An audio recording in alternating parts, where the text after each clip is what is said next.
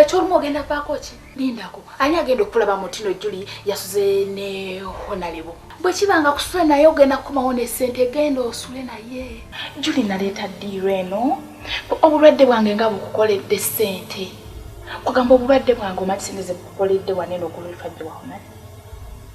Naye luli bwe nakusaba ku mitwalo 22 wandaga maama sente zizo ngowayiya egezi kati mama kayiya gezi bimaliri nyabo miss English oti